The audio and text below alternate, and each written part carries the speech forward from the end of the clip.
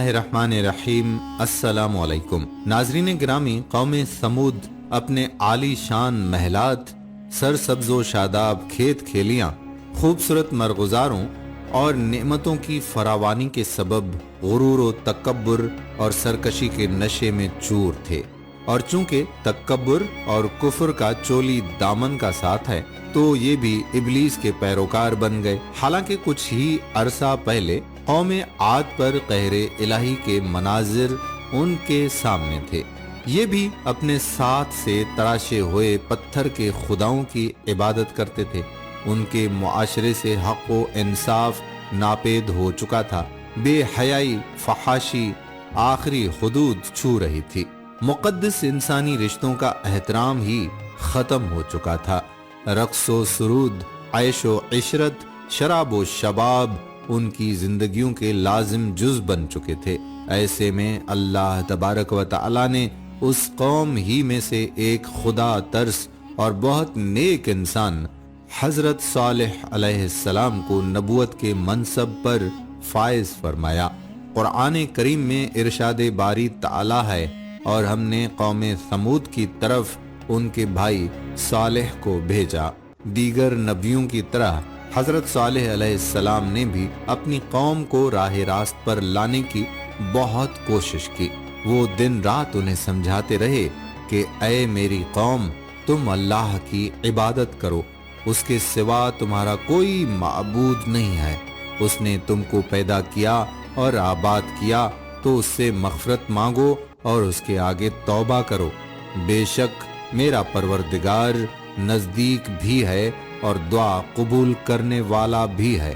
اس پر قوم ان کے خلاف ہو گئی اور یوں گویا ہوئی۔ انہوں نے کہا، اے صالح، اس سے پہلے ہم تم سے کئی طرح کی امید رکھتے تھے، اب وہ منقطع ہو گئیں۔ کیا تم ہم کو ان چیزوں سے منع کرتے ہو جن کو ہمارے بزرگ پوجتے چلے آئے، اور جس بات کی طرف تم ہم کو بلاتے ہو اس میں ہمیں قوی شبہ ہے۔ ناظرین، حضرت صالح علیہ السلام کی مسلسل وعظ و نصیحت اور اس کے نتیجے میں غریب لوگوں کا ایمان لانا قوم ثمود کے سرداروں کے لیے تشویش کا باعث تھا۔ دراصل غرور و تکبر کی دلدل میں دھنسے یہ لوگ اس بات کا تصور بھی نہیں کر سکتے تھے کہ کوئی عام آدمی اس طرح محفلوں اور چوک چوراہوں پر کھڑا ہو کر ان کے آباء و اجداد کے خداؤں کی نفی کرے اور صرف ایک ان دیکھے رب کی عبادت کی بات کرے۔ چنانچہ اس مسئلے کا حل ڈھونڈنے کے لیے سب سردار سر جوڑ کر بیٹھے اور پھر متفقہ طور پر ایک نتیجے پر پہنچے کہ بعد انہوں نے حضرت صالح علیہ السلام کو بلایا اور کہا کہ اے صالح، اگر تم اللہ کے سچے پیغمبر ہو تو ہم کو کوئی ایسا معجزہ دکھاؤ جسے دیکھ کر ہم تم پر یقین کریں۔ حضرت صالح علیہ السلام نے فرمایا، اے میری قوم کے لوگو، تم کیا معجزہ دیکھنا چاہتے ہو؟ انہوں نے کہا، ہم چاہتے ہیں کہ یہ جو سامنے چٹان ہے اس میں سے ایک ایسی اونٹنی برآمد کرو جو گھابن ہو، بچہ دے، ہم سب کے لیے دودھ مہیا کرے اور اس میں فلاں فلاں خوبیاں ہوں۔ حضرت صالح علیہ السلام نے ان سے فرمایا، اگر میں تمہاری شرط پوری کر دوں تو کیا تم اللہ پر ایمان لے آؤ گے؟ انہوں نے جواب دیا، ہاں، ہم تمہارے رب پر ایمان لے آئیں گے۔ حضرت صالح علیہ السلام نے اللہ تعالیٰ کے حضور گڑ گڑا کر دعا فرمائی اور اپنی قوم کی فرمائش پوری کرنے کی التجا کی۔ اللہ تبارک و تعالیٰ نے اپنے نبی کی دعا قبول فرمائی اور دیکھتے ہی دیکھتے چٹان شق ہوئی اور اس میں سے ایک طویل قامت خوبصورت اونٹنی برآمد ہوئی جس میں وہ سب خوبیاں تھیں جن کی قوم ثمود نے فرمائش کی تھی۔ یہ محیر القول منظر دیکھ کر قوم ثمود لاجواب ہو گئی۔ اس موقع پر قوم کے سرداروں میں سے ایک جندہ بن عمرو بن محلات بن لبید اپنے چند ساتھیوں کے ساتھ ایمان لے آیا، لیکن اکثریت اپنی ہٹ دھرمی پر قائم ہی رہی اور اسے جادو کا کمال ظاہر کرتی رہی۔ اس موقع پر صالح علیہ السلام نے اپنی قوم سے فرمایا، اے میری قوم، یہ ناقۃ اللہ یعنی اللہ کی بھیجی ہوئی اونٹنی ہے جو تمہارے لیے ایک معجزہ ہے۔ اب تم اسے اللہ کی زمین میں کھاتی ہوئی چھوڑ دو اور اسے کسی طرح کی تکلیف نہ دینا، ورنہ اللہ کا عذاب تمہیں فوری طور پر پکڑ لے گا۔ اونٹنی اور اس کا بچہ سارا دن نخلستان میں چرتے رہتے تھے۔ سب قبیلے والے پیٹ بھر کر اونٹنی کا دودھ پیتے تھے، لیکن وہ کم نہ ہوتا تھا۔ حضرت صالح علیہ السلام نے کنویں کے پانی کو بھی تقسیم کر دیا۔ ایک دن اونٹنی پانی پیتی تھی اور ایک دن سمود کے لوگ۔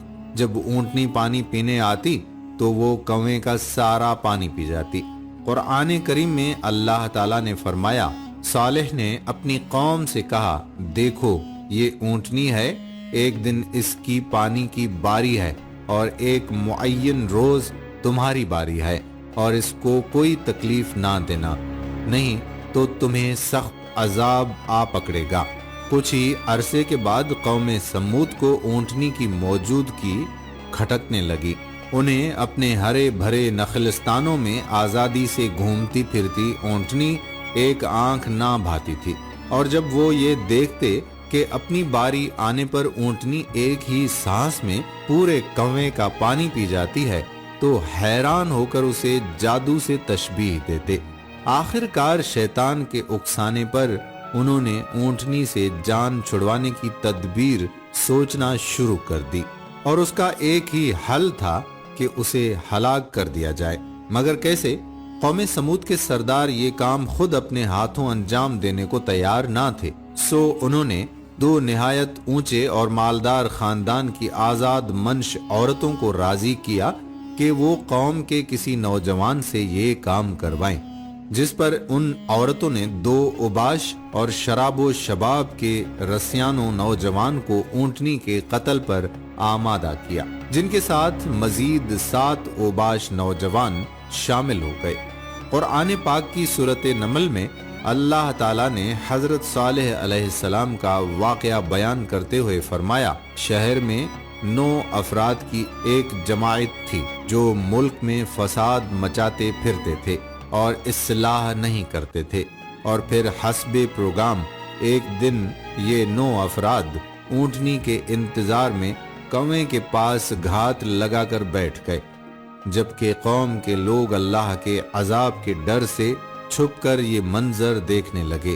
جب اونٹنی کنویں کے قریب آئی تو مصدع نامی شخص نے تیر چلایا جو اس کی پنڈلی میں پیوست ہو گیا اور ٹانگ سے خون کا فوار جاری ہو گیا۔ اونٹنی کو زخمی دیکھ کر باقی لوگ خوف زدہ ہو کر پیچھے ہٹ گئے۔